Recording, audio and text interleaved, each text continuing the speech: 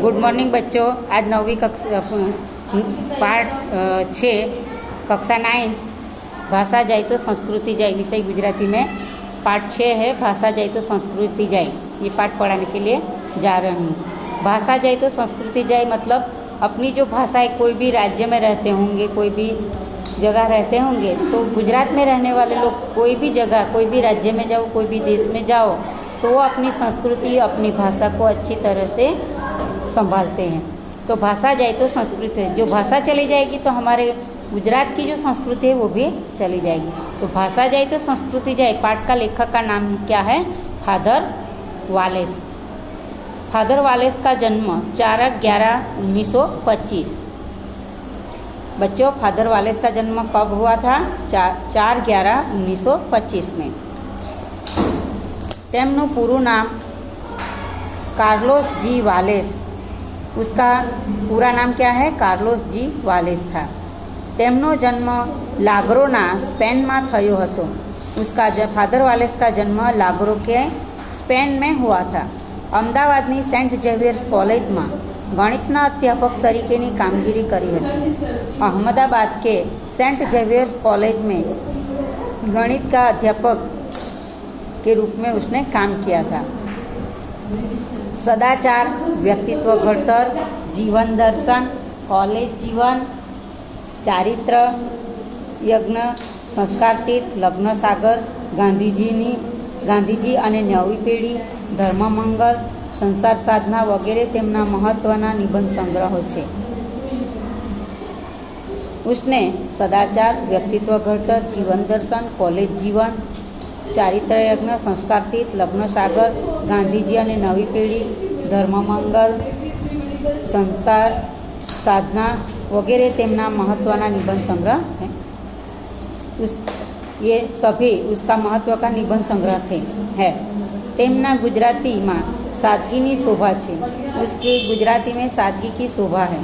तेमने गुजराती साहित्य अकादमी पुरस्कार तथा रणजीत राम सुवर्ण चंद्रक एनायत थया छे।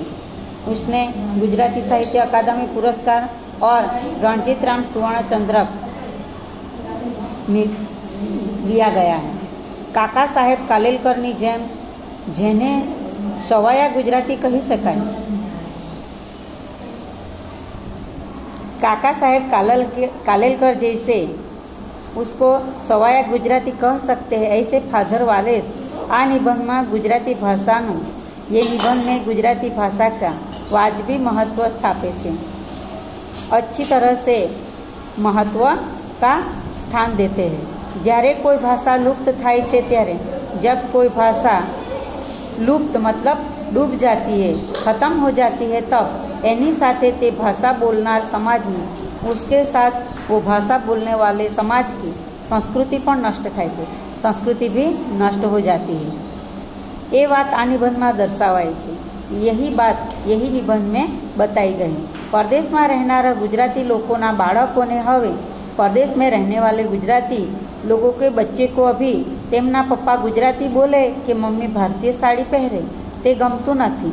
उसके पिताजी गुजराती भाषा बोले और उसकी मम्मी भारतीय साड़ी पहने, ये उसको पसंद नहीं है। लेखक कहते हैं कि भाषानी साथे संस्कृति पण जाए छे, भाषा के साथ संस्कृति भी जाती है। परदेश खेड़वानी साथे माँ बापनो वियोग, परदेश में जाने के साथ में ही माता पिता का वियोग, कामनो अतिरेक, बहुत काम करना, ज़्यादा ओछू कौटुंबिक जीवन और लघु कुटुंब मतलब कम छोटा कुटुंब में का जीवन लघुमती में होवानुं जोखमाय तो छे। लघुमती में होते हैं वो जोखम की बात तो है, परंतु संस्कृति नो हास ये सौथी मोटू जोखम है। लेकिन संस्कृति का हास होना ये बहुत बड़ा जोखम है। भाषा बचसे तो संस्कृति बचसे, भाषा बचेगी तो ही संस्कृति बचेगी। ये विचार ने लेखक के सचोट रीते आ निबंध में मूके छे। ये विचार को लेखक ने अच्छी तरह से निबंध में रखा है। अभी बच्चों हम पाठ देखते हैं। मारी लंडननी एक मुलाकात दरमियान हूँ एक बार एक गुजराती मित्र ने घरे एनी साथे बातचीत करतो हतो। मेरी लेखक कहते हैं कि मेरी लंदन की एक मुलाकात के समय मैं एक बार एक गुजराती दोस्त के घर उसके साथ उसके घर पे बातचीत करता था। અમે બંને ગુજરાતીમાં વાતો કરતા હતા। हम दोनों गुजराती में बात करते थे। એમાં મિત્રનો મોટો દીકરો આવ્યો। इसमें मेरा दोस्त था, उसका बड़ा बेटा आया। કંઈક કહેવા ગયો પણ એમને ગુજરાતીમાં વાત કરતા જોઈને એ જરાક ઊભો રહ્યો।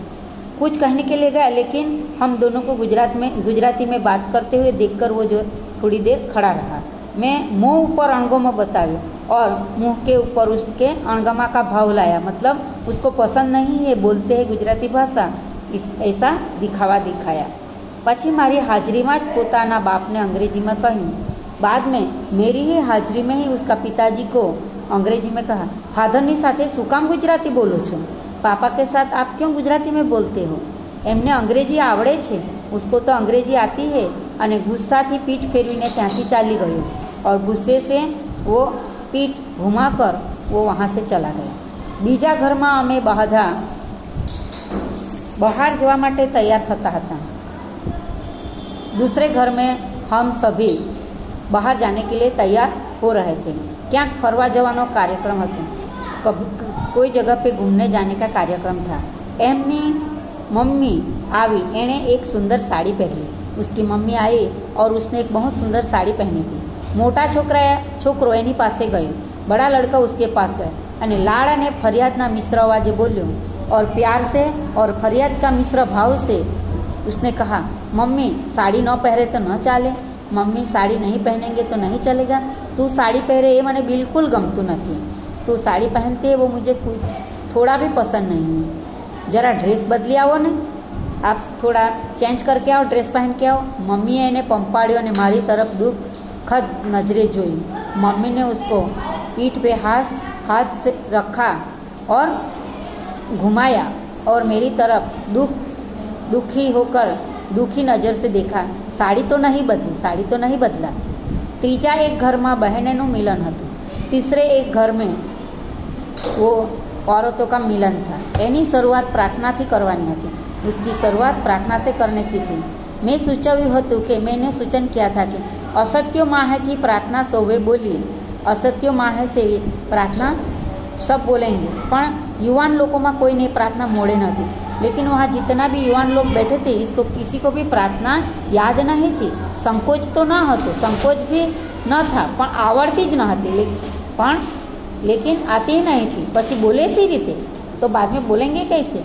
છેવટે एक मोटी बहने शुरू करी અને અમે બધાએ ઉપાડી। बाद में अंत में एक बड़ी उम्र सर की बहन थी, उसने शुरुआत की और हम सभी ने वो साथ में गाई। ઉપનિષદની એ પ્રાર્થના વિશ્વવિખ્યાત છે। ઉપનિષદ की ये प्रार्थना बहुत विश्वविख्यात है અને दुनियाना श्रेष्ठ प्रार्थना संग्रह में एનું अग्र स्थान है और दुनिया का श्रेष्ठ प्रार्थना संग्रह में उसका आगे पड़ता स्थान है। गुजरातनी कोईपण स्कूलना विद्यार्थीओने आ प्रार्थना मोड़े ज छे અને વિના સંકોચે એ બોલી શકે છે। गुजरात के लोगों के कोई भी स्कूल के बच्चों को कहोगे तो ये प्रार्थना याद है और बिना संकोच से बोल सकते। पर परदेशनी ये गुजराती बाळाओने ये आवड़ती नहोती, लेकिन परदेश की ये गुजराती लड़कियों को आती नहीं थी। बोलावे तो बोले, हम जब बुलाएंगे तब बोलेगी, पर पोते यानी मेड़े ना बोले, लेकिन खुद नहीं बोलेगी। साड़ी पण पश्चिमना भद्र समाज में एक रुचिकर प्रतिष्ठित कलात्मक वेश गणाय। साड़ी भी पश्चिम के भद्र समाज में एक रुचिकर मतलब अच्छा लगे ऐसा प्रतिष्ठित और कलात्मक वेश गिना जाता था। અને ભારતીય સ્ત્રીઓ એમની આગવી છટાથી સાડી પહેરીને આંતરરાષ્ટ્રીય सम्मेलनों जाए ત્યારે खूब शोभे। लेकिन भारतीय औरत उसको अच्छी तरह से और छटा से साड़ी पण पश्चिमी भद्र समाज में एक रुचिकर प्रतिष्ठित कलात्मक वेश गणाय અને ભારતીય સ્ત્રીઓ એમની આગવી છટાથી સાડી પહેરીને આંતરરાષ્ટ્રીય सम्मेलन जाए ત્યારે खूब शोभे અને खूब वखणाय। साड़ी भी पश्चिम की भद्र समाज में एक रुचिकर अच्छी लगे ऐसी और प्रतिष्ठित कलात्मक वेश गिना जाता था। और भारतीय औरत उसकी आगवी छटा से वो साड़ी पहनकर अंतर्राष्ट्रीय सम्मेलन में जाती है ત્યારે खूब शोभे અને खूब वखणाय। तब बहुत अच्छी तरह से शोभती है और खूब उसका માનતે હે। સાડી ખરેખર શોભે છે, સાड़ी सच में શોભતી અને પરદેશમાં પણ એની પ્રતિષ્ઠા છે और परदेश में भी उसकी प्रतिष्ठा પણ પોતાની મમ્મી સાડી પહેરે એ પેલા લંડનવાળા ગુજરાતી છોકરાને ગમતું નથી, लेकिन अपनी मम्मी साड़ी पहनेगी तो वो लंदन वाले लड़के को पसंद नहीं था। અને મોટી વાત તે ભાષાની और बड़ी बात તે भाषा की। પોતાના બાપને ગુજરાતીમાં બોલતો સાંભળીને દીકરો ગુસ્સે ચડ્યો। अपने पिताजी को गुजराती में बोलते सुनते हुए देखकर वो उसका बेटा गुस्से होते, पोते गुजराती में बोलते खरो, खुद गुजराती में बोलेंगे वो बात सही है, वांचसे खरो, पढ़ेगा भी, वापरसे खरो, गुजराती भाषा वो व्यवहार में भी उपयोग करेगा। थोड़ું ઘણું गुजराती तो એને आवड़े, थोड़ा गुजराती तो उसको आता था। नानपणथी घेर सांभळतो અને स्कूलમાં કે स्कूल बहार थोड़ું પણ सीखतो। बचपन से ही वो घर पे सुनता था और स्कूल में क्या स्कूल के बाहर थोड़ा भी सीखता था। अत्यारे एक गुजराती समझे छे, अभी वो गुजराती समझता है। अशुद्ध बोलता है अने नहीं लखे एवी परिस्थिति। अशुद्ध बोले अने नहीं लखे, बोल सकता है लेकिन लिख पाता नहीं है, उसकी ऐसी परिस्थिति है। परदेश में देसी भाषा सचवाती नहीं। दूसरे देश में परदेश में अपनी भाषा जो थे वो अच्छी तरह से उसको जाळवणी नहीं कर सकते हैं। तो बच्चों, ये पाठ मैं यहाँ अधूरा छोड़ती हूँ। धन्यवाद।